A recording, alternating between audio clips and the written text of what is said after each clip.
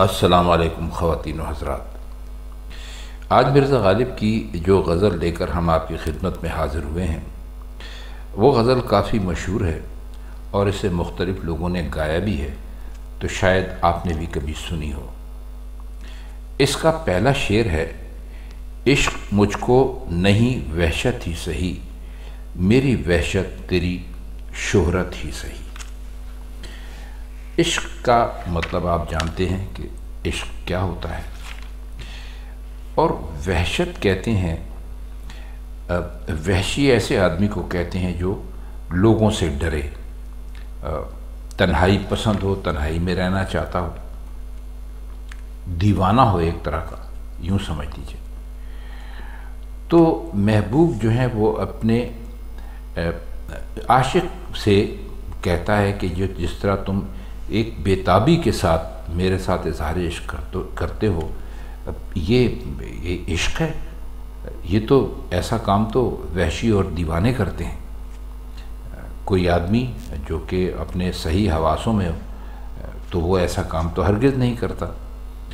تو عاشق جواب دیتے ہیں کہ بھائی ٹھیک ہے، یہ وحشت اور دیوانگی ہی صحیح، لیکن یہ جو میری وحشت اور دیوانگی ہے اس کا سبب جو ہے وہ آپ کی شہرت بنے گا، یعنی آپ اس سے مشہور ہو جائیں گے کہ بھائی ایک ہستی ہے، وہ اس قدر حسین و جمیل ہے کہ اس پر جو آدمی عاشق ہے وہ بالکل ایک مجنون بن گیا ہے، اس کے لیے دیوانہ بن گیا ہے۔ تو آپ مجھ سے ایسا نہ کہیے، کیونکہ جب ہم وحشت کا اظہار کریں گے اور دیوانگی کا اظہار کریں گے تو یہ آپ کی شہرت کا باعث ہوگا، یعنی آپ ہر طرف مشہور ہو جائیں گے۔ اس کا اگلا شعر ہے: قطع کیجئے نہ تعلق ہم سے، کچھ نہیں ہے تو عداوت ہی سہی۔ تعلق قطع کرنے کا مطلب ہوتا ہے تعلق کاٹ دینا، یا تعلق توڑ دینا زیادہ مناسب ہوگا، اور عداوت کہتے ہیں دشمنی کو، مخالفت کو، یوں سمجھ لیجئے۔ یہ مضمون مرزا غالب کا خاص ہے، اور یہ وہ کئی جگہ اپنے شعروں میں مختلف انداز میں اس کو بیان بھی کر چکے ہیں۔ تو فرماتے یہ ہیں کہ اگر محبوب محبت کی بجائے، نرمی کی بجائے، پیار کی بجائے دشمنی سے کام لے تو یہ بھی تو تعلق کی ایک صورت ہے۔ تو اس لیے وہ اپنے محبوب سے التجا کرتے ہیں کہ بھائی آپ ہم سے رشتہ تعلق نہ توڑیں، دوستی تو آپ ہم سے کریں گے نہیں، اور کچھ نہیں ہے تو کم از کم ہمارے ساتھ دشمنی ہی کر لیجئے، تو ہم سے آپ کا ایک رشتہ برقرار رہے گا، چاہے وہ دوستی کا رشتہ نہ ہو، دشمنی کا رشتہ ہو۔ اگلا ایک اور شعر بھی ہے ہمارے ذہن میں آگے ہم آپ سے بیان کرتے ہیں، تقریباً اسی مضمون کا ہے: لاگ ہو تو اس کو ہم سمجھیں لگاؤ، جب نہ ہو کچھ بھی تو دھوکہ کھائیں کیا۔ تو بس وہ شعر میں یہی کہہ رہے ہیں کہ بھائی آپ ہمارے محبوب ہیں، اگر آپ سے ہمارا محبت کا رشتہ نہیں ہے تو دشمنی کا رشتہ ہی رکھ لیجئے، یعنی آپ ہمارے دشمن ہی بن جائیے تاکہ آپ سے کسی طرح کا کوئی تعلق تو ہمارا باقی رہے۔ شعر ہے، شعر نمبر 3 ہے اس غزل کا: میرے ہونے میں ہے کیا رسوائی، اے وہ مجلس نہیں خلوت ہی سہی۔ رسوائی کہتے ہیں بدنامی کو، اور مجلس کہتے ہیں ایسی جگہ کو جہاں پر لوگ اکٹھے ہوں۔ اب کتنے لوگ اکٹھے ہوں اس کی کوئی تعداد نہیں ہے، مقصد یہ ہے کہ جہاں پر کافی سارے لوگوں کا اکٹھ ہو اس کو مجلس کہتے ہیں، اور خلوت کہتے ہیں تنہائی کو۔ تو فرماتے ہیں کہ اپنے محبوب سے کہ جب ہم آپ کی محفل میں آتے ہیں تو ہمارا وہاں موجود ہونا آپ کو بہت برا لگتا ہے، تو اس میں آپ کی کیا رسوائی ہے؟ اگر مجلس میں ہمارے حاضر ہونے سے آپ کو یہ خیال ہے کہ لوگوں کی انگلیاں میری طرف یعنی محبوب کی طرف اٹھیں گی اور اس طرح آپ کی بدنامی ہوگی، تو مجلس چھوڑیے، آپ ہمیں کبھی تنہائی میں بلا لیجئے۔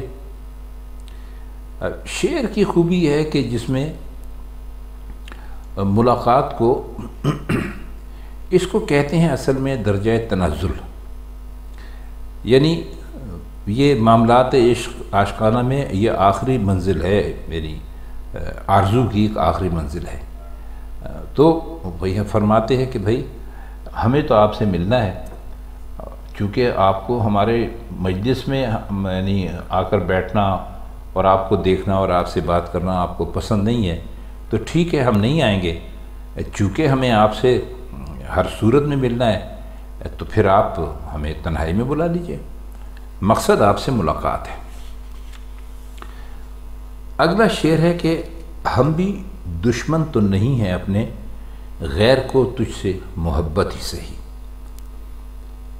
غیر کا یہ ایک لفظ ہے، اس میں تھوڑا سا جو شاید مشکل لگ رہا ہو، غیر کا مطلب ہے کوئی دوسرا، یہاں پر غیر کا مطلب ہم لیں گے رقیب۔ رقیب ہم آپ کو کئی مرتبہ بتلا چکے ہیں کہ جب ایک ہی معشوق کے دو عاشق ہوتے ہیں تو وہ دونوں ایک دوسرے کو رقیب سمجھتے ہیں، یعنی ایک دوسرے کا وہ سمجھتے ہیں کہ ہم میں رغابت ہے، کیونکہ یہ بھی ہمارے محبوب کو چاہتا ہے اور ہم بھی اس کو چاہتے ہیں، تو اس کو رقیب کہتے ہیں۔ تو کہتے یہ ہیں کہ بھائی اگر غیر کو آپ سے محبت ہے تو ہوا کرے ہم بھی اپنے دشمن نہیں ہیں۔ اب اس شعر کا مطلب یہ ہے کہ محبوب سے محبت نہ کرنا اپنے سے دشمنی ہے، لہٰذا کہتے ہیں کہ ہم اپنے دشمن نہیں، یعنی اگر تو سمجھتا ہے کہ غیر کو تجھ سے محبت ہے تو ہماری محبت کا بھی یقین ہونا چاہیے، کیونکہ اگر تجھ سے محبت نہ کی جائے تو وہ اپنے آپ سے دشمنی ہوگی۔ اچھا، بعض اصحاب نے اس شعر کا مطلب یہ بھی سمجھا ہے کہ اگر تجھے غیر کی محبت کا یقین ہو گیا ہے تو ہم تجھ سے محبت کر کے اپنے ساتھ دشمنی کیوں کریں؟ لیکن شاید انہوں نے مرزا غالب کا جو بیان کا جو اسلوب ہے، جو طریقہ ہے، اس پر شاید پورا غور نہیں کیا، اور دوسرے مصرے کا جو مفہوم یا مطلب ہے وہ ٹھیک یعنی ٹھیک طریقے سے اس پر غور نہیں فرمایا۔ اب ان کا بیان کردہ مفہوم آداب عشق کے اعتبار سے کچھ درست نہیں ہے، اور مرزا غالب سے ایسا مفہوم یعنی منسوب کرنا زیادتی ہوگی کہ بھئی یہ تو عشق ہے، یہ تو عشق نہیں ہے کہ ایک عام سی چیز ہے کہ بھئی ایک جگہ سے نہیں ملی تو دوسری جگہ سے لے لی، تو مرزا غالب ایسا کہہ نہیں سکتے۔ مرزا غالب نے وہی ہمیں تو زیادہ درست معنی لگتے ہیں کہ بھئی اگر تجھے غیر سے محبت ہے تو ہماری محبت کا بھی یقین ہونا چاہیے، کیونکہ اگر تجھ سے محبت نہ کی جائے تو وہ اپنے آپ سے دشمنی ہوگی۔ تو یہ معنی ہمیں اس کے زیادہ مناسب لگتے ہیں۔ آپ بھی سوچئے گا، ممکن ہے آپ کے ذہن میں کچھ اور معنی آ جائیں جو ہم سے بھی بہتر ہوں۔ شعر ہے، اپنی ہستی ہی سے ہو جو کچھ ہو، آگے ہی گر نہیں غفلت ہی سہی۔ یہاں ہستی سے مراد اپنی ذات یا اپنی شخصیت ہے۔ آگہی کہتے ہیں واقف ہونے کو، جان لینے کو، اور غفلت کہتے ہیں کسی بھی چیز کے بارے میں کچھ نہ جاننے کو یا غافل ہونے کو۔ اب اس میں یہ ذرا شعر جو ہے یہ تھوڑا معنی طلب ہے، اور اس میں کہیں لگتا ایسا ہے کہ تھوڑا بہت اس میں مرزا نے تصوف بیان کرنے کی کوشش کی ہے۔ بہرحال تو فرماتے یہ ہیں کہ اس دنیا کے تعلق میں انسان کے لیے دو صورتیں ہیں، ایک تو یہ ہے کہ مختلف اشیاء سے کچھ حاصل کیا جائے، اور دوسری یہ ہے کہ غفلت اور بے پرواہی اختیار کر لی جائے۔ تو تو مرزا غالب فرماتے ہیں کہ انسان کو اپنی ذات کے سوا کسی اور کا خیال دل میں نہیں لانا چاہیے۔ اگر وہ کچھ جاننا چاہتا ہے، اگر وہ آگاہ ہونا چاہتا ہے، اور اگر اسے حقیقت کو سمجھنا ہے تو وہ بھی اپنی ہی ذات سے ہونا چاہیے۔ اگر غفلت اور بے پرواہی اختیار کرنی ہے تو وہ بھی اپنی ذات سے ہونی چاہیے۔ اب یہ تصوف کا بہت بڑا مسئلہ ہے، تو مرزا غالب نے اسے چند الفاظ میں پیش کر دیا ہے، اور الفاظ نہایت ہی موزوں ہیں۔ اپنی ذات سے آگاہی کا مطلب یہ ہے کہ انسان اپنی حقیقت سے واقف ہو جائے، اپنی حقیقت سے آشنا ہو جائے، سمجھ لے کہ وہ بندہ ہے اور دنیا میں اس کے پیدا کرنے کا ایک خاص مقصد ہے جو پورا ہونا چاہیے، اور یہ مقصد اللہ تعالیٰ کا یعنی جس نے پیدا کیا، جو خالق ہے، اس کا مقرر کیا ہوا ہے۔ جیسے ایک حدیث ہے، اس میں بھی یعنی جیسے آپ نے سنی ہوگی کہ جس نے اپنے آپ کو پہچانا اس نے اپنے پروردگار کو پہچان لیا، تو یہ اپنی ذات سے آگاہی ہے۔ اب غفلت اور بے پرواہی یہ ہے کہ اپنے آپ کو بالکل بے وجود سمجھے، اپنی کوئی حقیقت ہی نہ جانے، اور اس کا نتیجہ بھی خدا کو وجود حقیقی ماننے کے سوا کچھ نہیں ہو سکتا۔ یعنی اپنی ذات کے متعلق آگاہی اور غفلت دونوں صورتیں اختیار کرنا انسان کو اس منزل پر پہنچاتا ہے کہ اس کے نزدیک خدا کے سوا کچھ باقی نہیں رہتا۔ آپ جو ہم نے اس کے مشکل الفاظ کے معنی بتائے ہیں اور اس کی جو تشریح کرنے کی کوشش کیجیے، آپ اس پر ذرا غور کیجیے گا کبھی تنہائی میں بیٹھ کے، اور اس شعر کو پڑھیے گا تو انشاءاللہ آپ کو اس کے معنی اچھی طرح سمجھ میں آ جائیں گے، اور ہو سکتا ہے ہم پہلے بھی کئی مرتبہ کہہ چکے ہیں کہ آپ اس کو ہم سے زیادہ بہتر سمجھ لیں۔ اگلا شعر ہے، عمر ہر چند کے ہے برق خرام، دل کے خوں کرنے کی فرصت ہی صحیح۔ ہر چند کا مطلب ہے اگرچہ، اور برق کہتے ہیں بجلی کو، اور برق خرام کا مطلب ہے بجلی کی طرح تیزی سے چلنے والی، یعنی بہت ہی تیز رفتار۔ تو فرماتے ہیں کہ ہم نے مانا کہ عمر انسان کی جو ہے وہ بجلی کی طرح تیز رفتار ہے، یعنی ادھر آئی ادھر گئی، چمکی ختم ہو گئی۔ یعنی کہتے ہیں کہ فرصت اتنی کم ہے کہ کوئی خاص کام انجام نہیں دیا جا سکتا، کیونکہ کوئی بھی کام کرنے کے لیے انسان کو تھوڑا بہت وقت تو چاہیے ہوتا ہے، لیکن اب عمر اتنی کم ہے کہ بجلی کی طرح ہے۔ جیسے بجلی آپ دیکھتے ہیں آسمان پر لمحہ بھر کو چمکتی ہے اور پھر ختم ہو جاتی ہے۔ تو فرماتے ہیں کہ چلو کچھ اور نہیں ہو سکتا تو اتنی سی مہلت میں اس کا ہم فائدہ اٹھاتے ہیں اور اپنے دل کا خون کر لیتے ہیں۔ اب آپ نے دیکھا ہوگا کہ اکثر لوگ اس وہم میں مبتلا رہتے ہیں کہ عمر کی مہلت بہت کم ہے، تو کریں تو کیا کریں۔ تو مرزا فرماتے ہیں کہ اگر اس فرصت کو چشمک برق بھی تصور کر لیا جائے، چشمک ہم آپ کو پہلے بھی اس کے معنی بتا چکے ہیں، یعنی بجلی کا چمکنا، پل بھر میں آنا اور پھر چلا جانا، تو کوئی حرج نہیں ہے، مگر کچھ کرنے سے بعد نہیں رہنا چاہیے، کچھ نہ کچھ کرنا ضرور چاہیے۔ اور مرزا کے نزدیک سب سے اہم اور ضروری کام یہ ہے کہ دل کو خون کر لیا جائے۔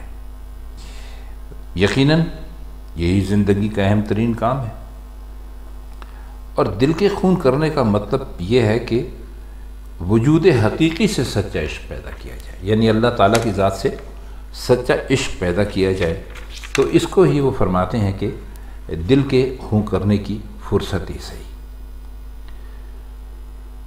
اگلا شعر ہے کہ ہم کوئی ترک وفا کرتے ہیں، نہ صحیح عشق مصیبت ہی صحیح۔ ترک کا مطلب ہوتا ہے چھوڑ دینا، کسی بھی چیز کو ترک کر دینا جب ہوتا ہے اس کا مطلب ہوتا ہے چھوڑ دینا، اور وفا آپ جانتے ہیں کسے کہتے ہیں۔ تو فرماتے یہ ہے کہ ہم نے عشق کیا اور تکلیفیں بہت آئیں، سختیاں بہت آئیں، اور بس یوں سمجھ لیے کہ یہ عشق ہمارے لیے ایک بلا بن گیا، ایک مصیبت بن گیا، لیکن کہتے ہیں کہ ہمیں اس کی پرواہ نہیں، ہم صبر اور سکون سے اور ہمت اور حوصلے سے ہر آفت اور ہر مصیبت برداشت کریں گے، لیکن وفا کرنا کبھی نہیں چھوڑیں گے۔ تو ایک طرح سے جو ہے کہ ہم کوئی ترک وفا کرتے ہیں تو مطلب ایک سوال ہے کہ بھئی ہم ترک وفا کبھی بھی نہیں کریں گے، کبھی نہیں چھوڑیں گے۔ یہ عشق اگر عشق نہیں ہے، مصیبت ہے، تب بھی ہم اس کا مردانہ وار مقابلہ کریں گے۔ شعر ہے کہ کچھ تو دے اے فلک ناانصاف، آہو فریاد کی رخصت ہی صحیح۔ پہلے ہم آپ کو کئی مرتبہ بتلا چکے ہیں کہ فلک کی جگہ اصل میں تو تقدیر یا مقدر کو جب مخاطب کرنا ہوتا ہے تو شعراء اکثر فلک کا استعمال کرتے ہیں۔ ویسے فلک کا مطلب آسمان ہوتا ہے، اور رخصت کا مطلب ہوتا ہے مہلت، یعنی وقت دینا۔ تو کہتے ہیں کہ اب اس شعر میں آسمان سے مخاطب، یعنی دوسرے لفظوں میں تقدیر سے اپنی مخاطب ہیں، اور کہتے ہیں کہ میں نہیں کہتا کہ جو میں مانگتا ہوں مجھے وہی مل جائے، لیکن مجھے کم از کم فریاد کرنے کی اور رونے کی مہلت ہی مل جائے۔ اب اصل میں جو شعر میں جو کیفیت بیان کی گئی ہے اسے سادہ الفاظ میں پیش کرنا آسان نہیں ہے۔ صاف معلوم ہوتا ہے کہ ایک مصیبت زدہ شخص ایک آرزو اور مراد کے لیے کوششیں کر چکا ہے، مگر ناکامی کے سوا اس کے ہاتھ کچھ نہیں آیا۔ تو اب وہ انتہائی یاس میں اور نا امیدی کی حالت میں کہتا ہے کہ بھئی اے آسمان، اگر تو میری کوئی مراد پوری نہیں کر سکتا تو اتنی رخصت دے دے کہ میں اپنی حالت پر رو پیٹ لیا کروں۔ تو یہ جو لفظ ہے ناانصاف، اس سے واضح ہوتا ہے کہ آسمان نے شاعر کی کوئی بھی مراد پوری نہ ہونے دی، اور اتنی بے انصافی کی کہ اسے فریاد اور فغاں کا موقع بھی نہیں ملا، تو وہ بیچارگی کے عالم میں اور کچھ نہیں مانگتا، ایسے رونے پیٹنے کی اجازت مانگتا ہے۔ یہ آسمان کی ناانصافی اور شاعر کی مایوسی اور نامرادی کی ایک انتہا ہے۔ تو آسمان کے ہاتھ وہ اتنا تنگ ہے کہ رونے پیٹنے کو بھی ایک نعمت سمجھ کر آسمان سے طلب کرتا ہے۔ جیسے وہ مصرع ہے کہ جس کی بہار یہ ہو پھر اس کی خزاں نہ پوچھ۔ بہرحال آئیے اس کا شعر نمبر 9 دیکھتے ہیں کہ کیا ہے۔ کافی مشہور شعر ہے، آپ نے کئی مرتبہ سنا ہوگا۔ ہم بھی تسلیم کی خو ڈالیں گے، بے نیازی تیری عادت ہی صحیح۔ تسلیم کا مطلب ہوتا ہے مان لینا، اور خو کہتے ہیں عادت کو۔ بے نیازی کا مطلب ہوتا ہے لاپرواہی، اور اس میں کوئی مشکل لفظ ہے نہیں۔ تو اپنے محبوب سے فرماتے ہیں کہ بھئی ہم نے یہ مان لیا ہے کہ لاپرواہی اور بے نیازی تیری عادت ہے، اور تو کسی ہم جیسے مسکین کی حالت پر کوئی توجہ نہیں کرتا، اور تیرا طریقہ یہ ہے کہ ہر ایک سے تو لاپرواہ رہتا ہے۔ تو اگر یہ حقیقت ہے تو ہم بھی پھر رفتہ رفتہ یعنی یہ عادت اپنے اندر ڈالیں گے کہ تیری بے نیازی کو برداشت کریں، تیری لاپرواہی کو کہ عادی ہو جائیں۔ تو خو ڈالیں گے سے واضح ہوتا ہے کہ ابھی طبیعت برداشت کی عادی نہیں ہے، یعنی نیا نیا عشق ہے، ابھی محبوب کی ساری عادتیں اور اس کا جو سارا طریقہ ہے وہ جانتے نہیں ہیں۔ تو بس کہتے ہیں کہ رفتہ رفتہ اسے میں قابو میں لا کر عادی بنا لیں گے، کیونکہ انہوں نے کہا نا ہم بھی تسلیم کی خو ڈالیں گے، کا مطلب یہ ہے کہ ابھی اس کی کوشش کر رہے ہیں۔ اب جو آخری شعر ہم آپ کے سامنے اس کا پیش کر رہے ہیں، یعنی اس کا مقطع، یار سے چھیڑ چلی جائے اسد، گر نہیں وصل تو حسرت ہی صحیح۔ پہلے تو آپ اس کے ذرا معنی سمجھ لیجیے۔ یار کا مطلب محبوب ہے، اور چھیڑ کا مطلب ہوتا ہے یعنی محبوب کے ساتھ شوخی کرنا۔ چھیڑ چلی جائے یعنی شوخی کا سلسلہ جاری رہے۔ وصل کہتے ہیں ملاقات کو، محبوب کے مل جانے کو، اور حسرت کہتے ہیں ارمان کو، یعنی کوئی ایک ایسی آرزو جو ابھی پوری نہ ہوئی۔ اب اس میں ہم آپ کے سامنے ایک دلچسپ بات رکھنا چاہتے ہیں۔ مرزا کہتے ہیں کہ یہ اس میں ایک تھوڑا سا ایک چھوٹا سا واقعہ بھی ہے شعر کا مطلب تو یہ ہے کہ اے اسد محبوب سے چھیڑ کا سلسلہ برابر قائم رہنا چاہیے، اگر وصل نہیں ہے تو مذائقہ نہیں، تو وصل کی حسرت کا اظہار ہی کرتے رہنا چاہیے۔ اب اس میں ہوا یہ کہ ایک غالب کے ایک شاگرد تھے، ان کا نام تھا قدر بلگرامی، تو انہوں نے یہی شعر مرزا غالب کے سامنے پیش کیا اور کہا کہ پوچھا کہ بھئی صحیح اور تو صحیح کا ترجمہ فارسی لغت میں کیا آیا ہے؟ تو جواب میں مرزا نے کہا کہ بھائی اسماء کے واسطے یعنی ناموں کے لیے لغات کے واسطے سے یہ بات ہے کہ عربی میں یہ کہتے ہیں اور فارسی میں یہ اور ہندی میں یہ۔ اب طرز گفتار ہندی کی فارسی یا فارسی کی ہندی کبھی نہیں ہو سکتی۔ مثلا چوری کا گڑ میٹھا، اب اس کی فارسی نہ پوچھئے، مگر لوگ جو نادان ہیں وہ کہتے ہیں صحیح اور تو صحیح کی فارسی کیوں بنے؟ یہ روز مرہ کی اردو ہے، گر نہیں وصل تو حضرت ہی صحیح۔ تو یہ ہم نے چھوٹی سی بات آپ کی خدمت میں اس لیے پیش کر دی کہ اس قسم کے بھی اعتراضات آتے رہے مرزا اپنی زندگی میں بھی، تو وہ ان اعتراضات کا جواب بھی دیتے رہے۔ تو خواتین حضرات، یہ مرزا غالب کی آج کی غزل تھی، جس کے کچھ مشکل الفاظ کی معنی اور کچھ شعروں کی ہم نے تشریح کرنے کی کوشش کی۔ ویڈیو کافی لمبی ہو گئی ہے، ہم چاہتے تھے کہ ابھی اس پر مزید بات کرتے اس کے اشعار پر، لیکن یہاں مختصر سی بات کرنا پڑتی ہے کیونکہ ویڈیو بہت لمبی ہو جائے تو پھر دوست اسے دیکھتے نہیں ہیں۔ تو آج کے لیے بس اتنا ہی، آپ سے انشاءاللہ مرزا غالب کی کسی اور غزل کے ساتھ اگلی محفل میں پھر ملاقات ہوگی۔ تب تک کے لیے ہم چاہتے ہیں آپ سے اجازت۔ خدا حافظ۔